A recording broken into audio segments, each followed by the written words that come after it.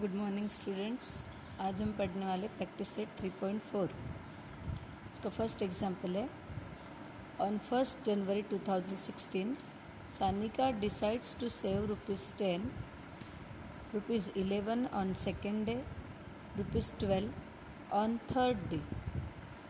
If she decides to save like this, then on 31st December 2016 what would be her total saving?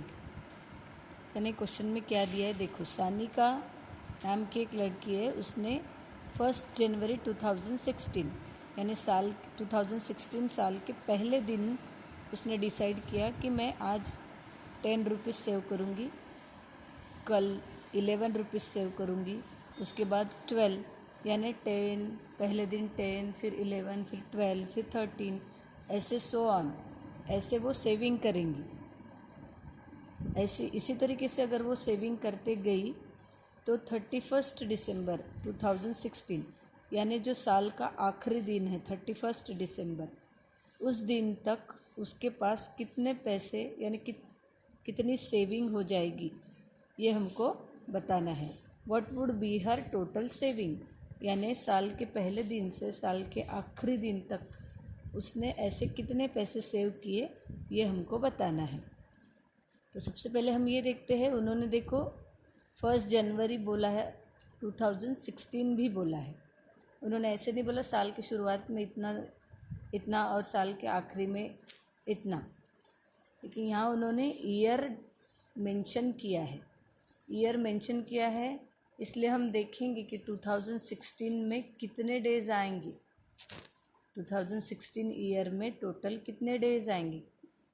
2016 ये 4 से divisible है, यानी 2016 ये leap year है।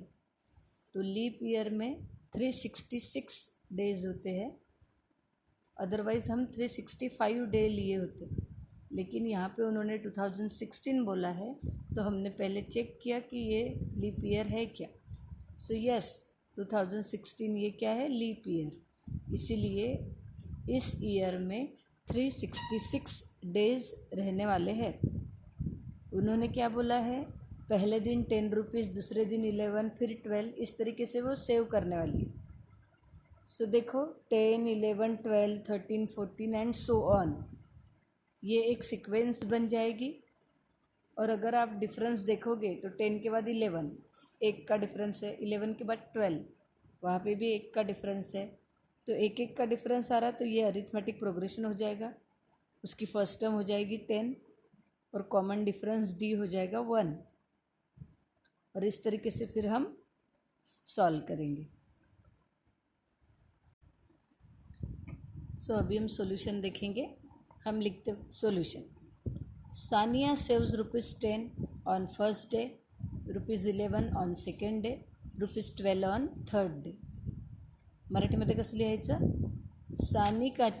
सानिकाने पहिल्या दिवशी ₹10 बचत केली, दुसऱ्या दिवशी ₹11 बचत केली, तिसऱ्या दिवशी ₹12 बचत केली। फिर से रिपीट कर रही हूँ, सानिका ने पहिल्या दिवशी ₹10 बचत केली, दुसऱ्या दिवशी ₹11 बचत केली आणि तिसऱ्या दिवशी ₹12 बचत केली। Therefore 10, 11, 12 and so on is a sequence. मराठीमध्ये लिहायचं, म्हणून 10, 11, 12 अँड सो ऑन ही क्रमिका आहे। अब हम क्या करेंगे, कॉमन डिफरेंस निकालेंगे। तो द कॉमन डिफरेंस, सामायिक फ़र्क, डी बरोबर 11 - 10 यानी 1, 12 - 11 यानी 1, यानी सेम आ रहा है, विच इज़ कॉन्स्टंट। सामायिक फरक समान आहे, म्हणून 10, 11, 12 and so on is an arithmetic progression. मराठीमध्ये लिहायचं, म्हणून 10, 11, 12 आणि सो ऑन ही अंकगणिती श्रेणी आहे। अब अरिथमेटिक प्रोग्रेशन है, अंकगणिती श्रेणी आहे म्हटल्यावर आपण काय लिहितो, पहिली टर्म म्हणजे ए आणि कॉमन डिफरेंस म्हणजे डी, त्याची व्हॅल्यू आलेली आहे 1। फिर देखो उन्होंने क्या दिया है, ईयर कौन सा दिया है, 2016। सो 2016 कौन सा ईयर है, बताया मैंने एक्सप्लेनेशन आपको, लीप ईयर है। क्यों, लीप ईयर है ये कैसे पहचानते हैं? अगर उस ईयर को हम 4 से डिवाइड करते हैं तो कंप्लीट डिवीजन होना चाहिए. सो ये 2016 is completely divisible by 4. Therefore this is a leap year. मराठीमध्ये पण लिहायचं 2016 हे लीप वर्ष आहे. Therefore a leap year has 360 days. म्हणून 2016 या वर्षात 366 दिवस राहतील. म्हणून 2016 या वर्षात 366 दिवस राहतील. अब हमको लास्ट नंबर पता चल गया, यानी यहाँ से कितने डेज तक के वो सेविंग करने वाली है? 366 डेज तक. इसलिए वो किसकी वैल्यू होगी? एन की. So N is equal to 366. But हमको क्या बोला है? पहले दिन के सेविंग से लेके लास्ट दिन के सेविंग तक टोटल उसने कितना सेव किया है, यानी सम निकालना है सेविंग की. यानी क्या निकालना है? एस. लेकिन कितने दिन का? पूरे साल का. तो पूरे साल में कितने डेज है? 366. इसीलिए total saving in 366 days is S 366. मराठीमध्ये लिहायचं. म्हणून एकूण बचत बरोबर S36. या फिर ऐसे भी लिख सकते हो 366 दिवसातील एकूण बचत बरोबर S366. अब S366 निकालना है तो हम क्या करेंगे? SN का फॉर्मूला अप्लाई करेंगे. सो SN का फॉर्मूला देखो क्या है? SN is equal to N/2 in bracket twice A plus N-1 into D. अब हमारे पास N की वैल्यू है 366, A की वैल्यू है 10, D की भी वैल्यू है 1. सब सब्सटीट्यूट कर देंगे. सो देखो S366 is equal to 366 upon 2. Bracket में 2 इंटू A की वैल्यू कितनी है? 10. सो 2 इंटू 10 प्लस यहाँ पे 366 माइनस 1. D की वैल्यू कितनी है? 1. So into 1. So is equal to 2 से डिवाइड करो. 2 1 ज़ा 2, 2 8 ज़ा 16 एंड 2 3 ज़ा 6. 2 1 ज़ा 2 तो 1 बचा, 6 आया. 2 8 ज़ा 16 एंड 6 नीचे आया. 2 3 ज़ा 6. इधर 2 10 ज़ा 20 प्लस ये 365.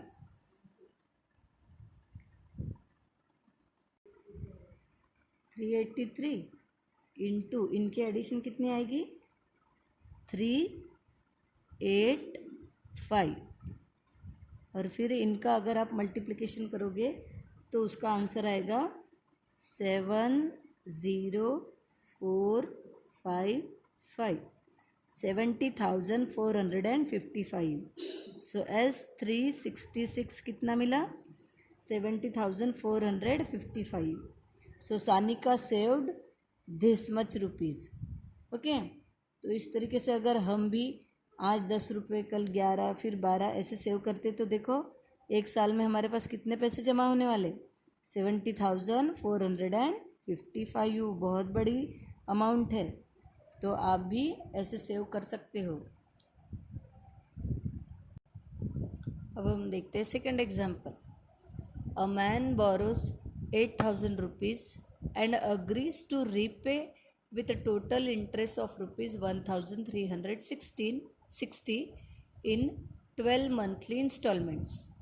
Each installment begin less than the preceding one by rupees 40. Find the amount of the first and last installment. यानी देखो इस प्रॉब्लम में क्या दिया है. एक इंसान ने क्या किया? 8,000 किसी से बोरो किया, यानी किसी से 8,000 उधार लिए. लेकिन उसने क्या अग्री किया कि मैं वापस करते वक्त इतने इंटरेस्ट के साथ वापस करूँगा. यानी 8,000 तो देगा ही, लेकिन 1,360 रुपीज़ एक्स्ट्रा के देगा एज ए इंटरेस्ट. ठीक है. लेकिन ये जो वो इंटरेस्ट के साथ उसको वापस करने वाला है वो 12 मंथली इंस्टॉलमेंट में, यानी 12 मंथ में वो वापस करने वाला है इंस्टॉलमेंट से. और आगे उन्होंने दिया है कि हर एक इंस्टॉलमेंट पहली इंस्टॉलमेंट से 40 रुपये से कम रहेगी. जैसे पहली उसने अगर 100 रुपीज़ दी तो नेक्स्ट 40 रुपये कम यानी 60 होगी। मैंने सिर्फ एग्जांपल बताया आपको, 100 रुपीज़ यानी ऐसे कम कम होते जाएगी। पहली 1000 होगी तो नेक्स्ट वाली 1000 से 40 रुपये कम, 960। फिर नेक्स्ट वाली में से 960 से फिर से 40 माइनस करेंगे। तो ऐसा 40 कम करते करते वो इंस्टॉलमेंट भरने वाला है। तो हमको क्या बोला है, पहला इंस्टॉलमेंट उसने कितना दिया और उसका लास्ट इंस्टॉलमेंट कितने का रहेगा वो बताओ। तो सबसे पहले तो ये देखेंगे हम, देखो वो इंसान ने कितने पैसे बोरो किया, 8000। उसने रिपे करने के लिए क्या बोला कि मैं इतने इंटरेस्ट के साथ वापस करूँगा। तो हमारी प्रिंसिपल अमाउंट क्या हो गई, 8000। इंटरेस्ट क्या हो गया, 1360।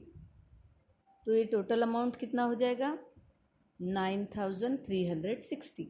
यानी इतना अमाउंट वो उसको वापस करने वाला है। लेकिन ये जो अमाउंट वो वापस करेगा वो 12 इंस्टॉलमेंट में वापस करने वाला है और हर एक इंस्टॉलमेंट 40 से कम रहेंगे।